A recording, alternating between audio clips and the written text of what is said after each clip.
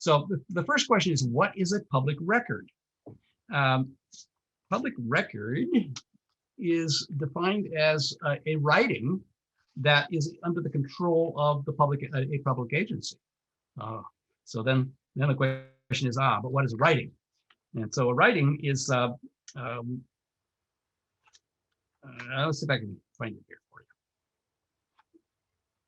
Let's see, it's in a little bit out of sorts here this evening, but we'll get here. Okay, so a writing is anything that's handwriting, a typewriting, printing, photostating, photographing, photocopying, transmission by electronic mail. It could be text messages. All of those things are writings.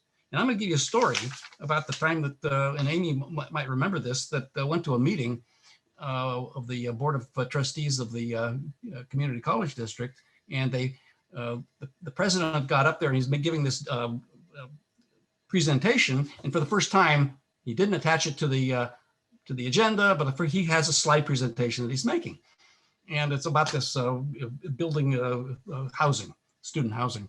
And real fancy, and he had a lot of assumptions in that thing. And so that's the first time anybody saw that. I wanted to get a copy of it, so I go the next morning and look at this, and it's a completely different set of slides with all these caveats. Well, might be basically. So if you listen to the tape of the meeting, you get a completely different presentation. And so I made a request for, hey, I would like to see the slides he actually showed, and it took about a month to get those, because first they said, oh, you can't have that. That's not a writing. I said, of course it's a writing. And I showed them where in the statute that these slides that they showed at a meeting were writings. Maybe it doesn't, conform to what your initial thought of a writing, but that's a writing under the definition. Make a long story short, they eventually gave me the writings, the slides that were presented. They kept them up on the website. They didn't change it on the website because they were coloring outside the lines. They were cheating. They weren't giving the public the presentation that was given. And so if you listen to the meeting, you'd be totally confused, which is typical of that district. They try to hide things from you. And I have some examples of that too, and we'll get into that. So that's what a public record is, and that's what a writing is. And the question is, how can you request a public record? Well, one of the ways you can request a public record is make a telephone call. You can, and that's perfect. That's right there in the statute. You can make a request in writing. You can make it verbally, and it says right in the statute that they're supposed to give you help in finding these records.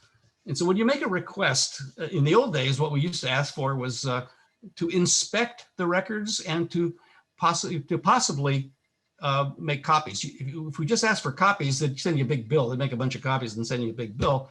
Instead, if you make a request for an inspection, that's free. They can't charge you for inspecting the records. Most records now are in electronic format, in their links, and one of the things they can do is they can just post the links on the website.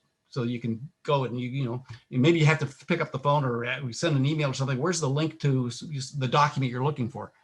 And if sometimes the documents aren't online already, and they have to find those documents and send you the links to all those documents electronically, which is the normal way now. But you can do that in writing. You can do that verbally. The advantage of doing it in writing is that you start the time limits that they have to respond. You now have that in writing. So there are time limits in which they must respond. And the time limit they normally have is 10 days, unless there's some extraordinary reason why they can't respond within 10 days. And by respond, I mean not provide you the documents, but they'll say, well, we can provide these documents within X number of days, and they have to they have to give you a reason why it's going to take them 2 months to give you the documents. They're so voluminous, or we have to go out to another site, or all sorts of reasons. Actually, the 10-day reason, they have to, they only a high official in the agency can actually extend it for 10 days beyond the 10-day limit. So there are time limitations built into these acts, and it's all for getting it as fast as they can. Normally, when you request a document, this could be rather matter of course. And however, there are some exceptions of documents that they don't have to provide to you. The normal, one of the most common exemptions of them having to give you a document is the it's off the tip of my tongue.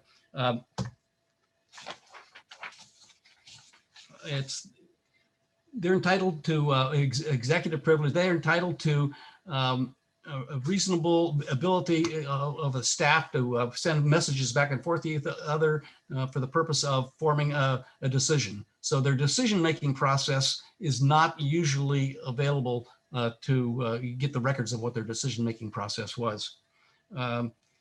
However, there are some exceptions to that too. One of the exceptions is that if they communicate in making the decision with outside agencies. For example, if the city of Napa is communicating with LAFCO regarding annexation, if the city of Napa is communicating with the county having to do with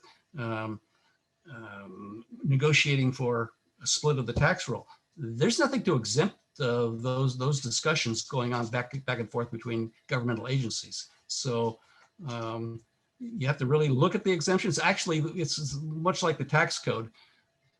Basically, you're entitled to the documents unless it's exempted, and the list of exemptions is way longer than the right to get the documents. So, but most of those exemptions are very technical and really don't apply. And if they refuse to give you the document, they have to state what the reason is. And one of the things you can do, sometimes it's for privacy. Sometimes, they are entitled to strike out somebody's social security number or an address. But in that case, they can't deny you the entire document. They have to actually redact the document itself. You're entitled to have the document with all sorts of things redacted.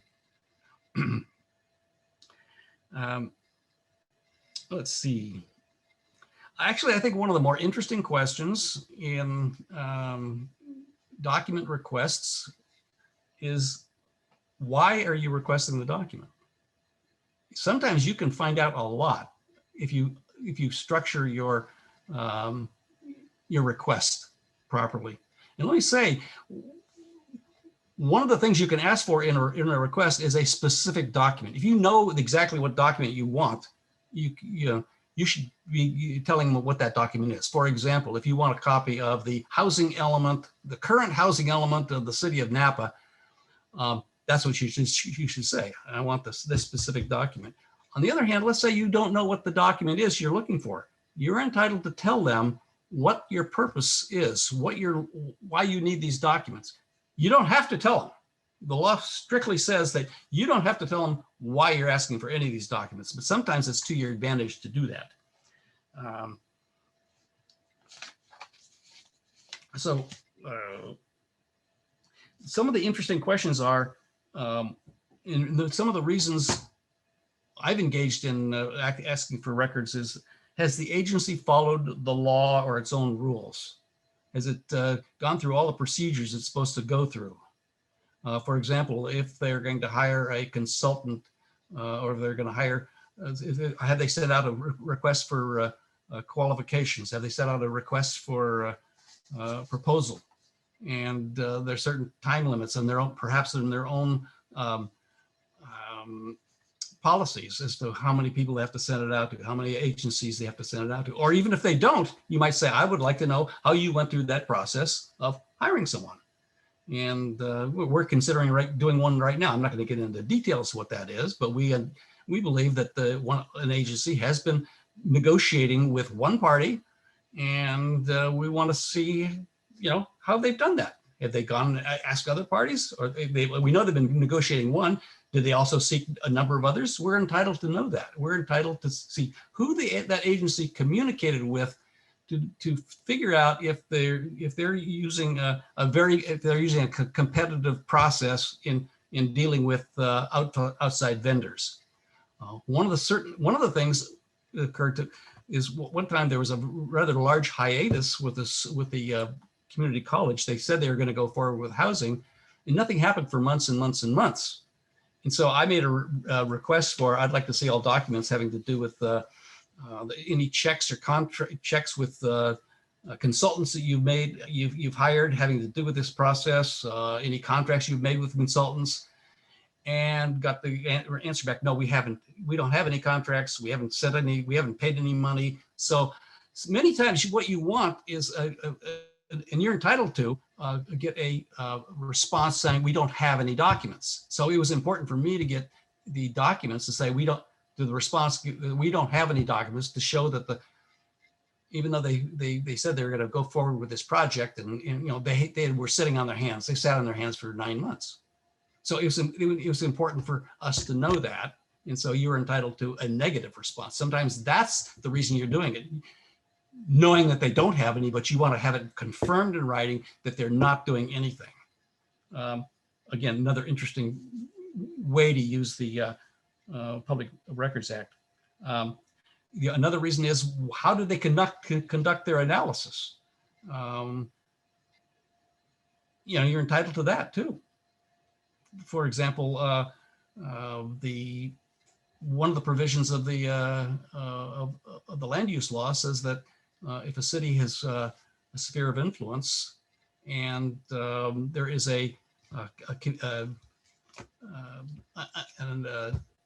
community that is a disadvantaged community in the unincorporated area, but is surrounded by the city, the city has to provide, it has to do an analysis to determine whether or not that island, whether there are disadvantaged, whether that's a disadvantaged community as defined by the law. So, you know, one of the things I did was ask, well, how'd you make that analysis? And basically, they just gave a one-liner, which was, it wasn't an analysis at all. They said, well, we use this information. So that LAFCO did. I went to LAFCO and said, well, how'd you do this? How'd you do this analysis? They said, well, we did it this way. And I said, well, that's not an analysis. That's not, you know. So, and by the way, a lot of that information was, I got because I figured out what documents I wanted to get to prove these things, and then picked up the phone and talked to the planners. And with that as a sort of a background, I knew what I could, you know, if I wasn't getting a straight answer, I could always file my Records Act request of exact documents. And so I was asking them basically questions that I would ask them in a documents request. But both of these agencies were rather candid about what documents they had and they didn't have. And so my discussion with them was it was straightforward, and I understood that they didn't do any analysis, and they sort of agreed they didn't do any analysis.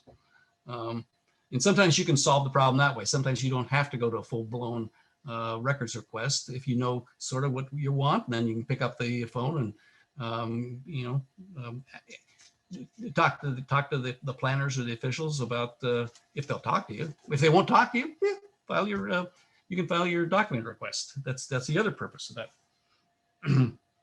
Another reason is we sort of talked about this. You want to find out who has been involved in the analysis. What parties have been in, what parties were consulted. And when it comes to, and sometimes there's an overlay between the Public Records Act and the Brown Act, because the Brown Act has certain prohibitions about public officials deliberating or discussing matters that should only be discussed in public. They're not allowed to have serial meetings, which means one person talks to another person, which talks to another person, whether it's a hub and spoke, which means that each person talks to the city manager or the president of the college, and then there's sort of a deliberative process that's going on that way. So you're entitled to know whether information, written information, writings, which could be text messages, emails, things like that, are going on between various public officials. So there is a bit of a, as you can see, a little bit of overlay between the Brown Act and the Public Records Act. And by the way, the California Brown Act has some very, very interesting provisions when it comes to the times. And I talked about the 10 days and maybe extending it to the 10 days, not with the Brown Act. If a document, if a writing has been given to a majority or more of the body, the city council or the board, the public is entitled to it immediately, without delay. The statute says without delay. And that's especially within 72 hours prior to a meeting, without delay. And you're entitled to the document if it's provided by the agency at the meeting. You're entitled to that document at the meeting. Now, sometimes it's difficult if you electronically, but you're looking at it. If it's provided by a member of the public, and let's say for example, a member of the public sends a communication to the city council, a majority of the city council members before the meeting, you're entitled to that document. Now, what the law says is you're entitled to it no later than after the meeting. So you can get it after the meeting. Sometimes they don't have the ability to make a copy prior to the meeting because the city didn't generate that, but you are entitled as soon as possible after the meeting. And if you notice, the city of Napa is pretty good that way, because what they do is if you submit something in electronic writing, an email, they will post that immediately as a supplement to the agenda. So they strictly follow the Public Records Act, which is a good sign. What else should I talk about? You want to open it up for any questions? Sure. Okay, because we have about 8 minutes. Oh, okay, that's good. Yeah, so I put 2 in the chat box, and if anybody else wants to put it in the chat box, their question, I had 2 that I just directed directly to Gary. One was, can you talk to them about how to formulate the records request in writing? Like, do you need to use the language like pursuant to the Public Records Act, blah, blah, blah? How would they formulate it in writing? And again, okay. And you go over the time limits they have to respond. Okay, I put in, I think it's in the chat box. Could you check that, Amy, the link? Yeah, it is there. So there's a link to resources that everyone, if you want to click on that and save it.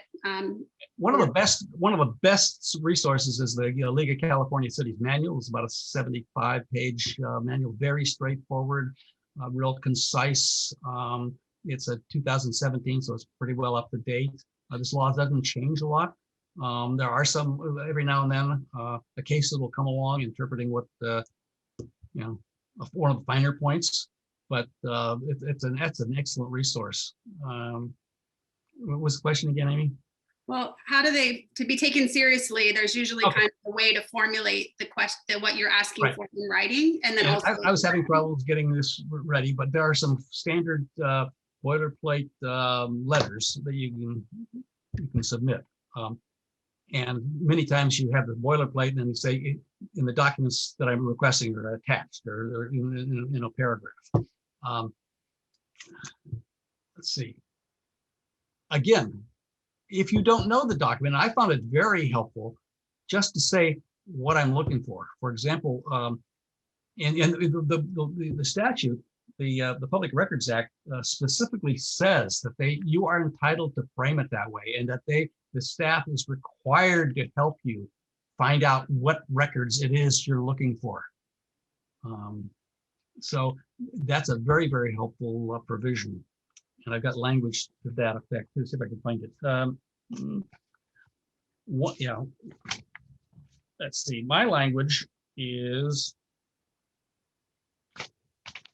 I always say pursuant to the California Public Records request, or sorry, pursuant to the California Public Records Act, I would like blah, blah, blah, blah, blah. That's usually what I do, but I'm just wondering what you do. I do that if I know what the documents are, but many times I say, let's see.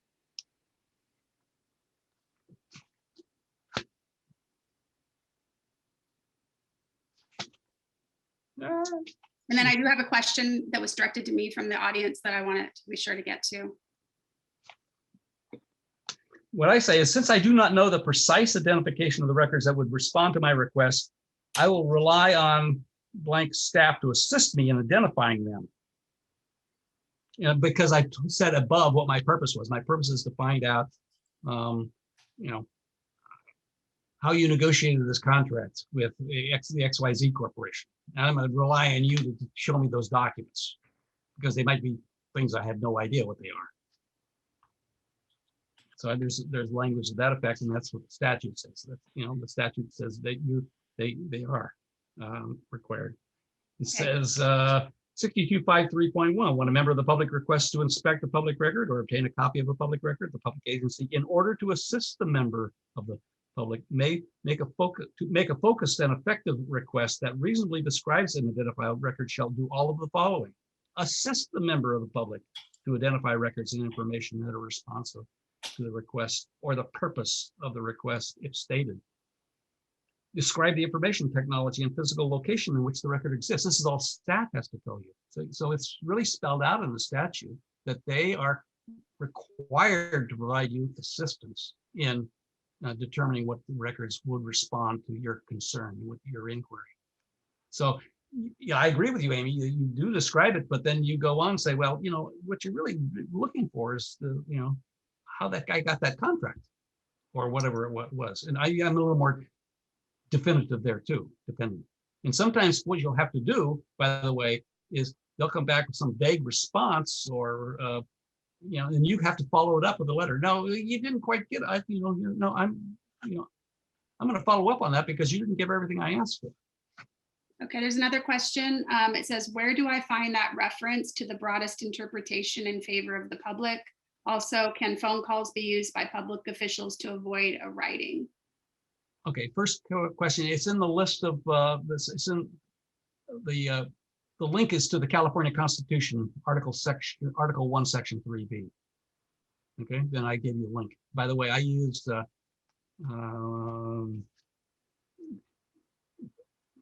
don't see the don't have it in front of me the links, but it's that legislative service. That's it's a great legislative service. It's the state of California's electronic. And for the second question, he said, yes, you can make a phone call, but the reason why writing might be preferable is because it triggers the time limits that they have to respond, right, and there's a written record of when you made the request. Right. And then can you go over the time limits they have to respond again, please? Yeah, they have 10 days, not 10 working days, 10 days to respond as to when they will be giving you the documents.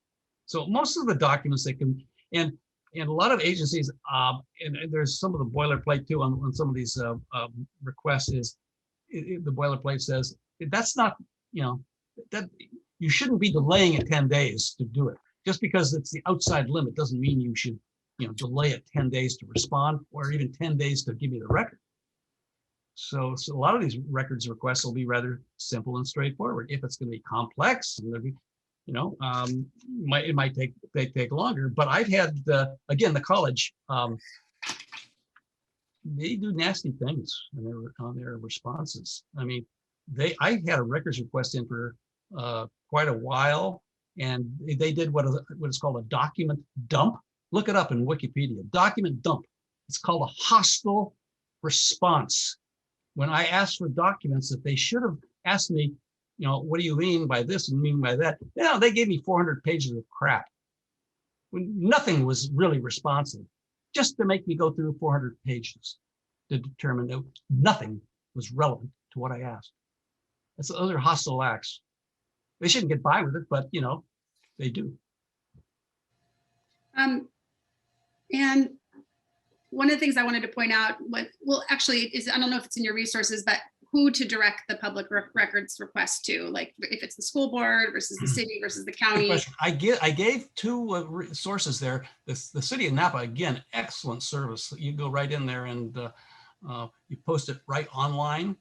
County and city have a portal for entering. I didn't see the counties. Sometimes it's hard to find. The Napa Valley Unified School Districts is terrible. You see nothing how to do it. I think by what I did, and I made one the first time when I got to the county probably 11 years ago, I made a document request to the county, and I couldn't find exactly where, but I practiced law for a long time, and so you can never make a mistake by going to the clerk of the board. That's what I did. I said, send it to the clerk of the board. That's the official person of receiving things, like the secretary of a corporation.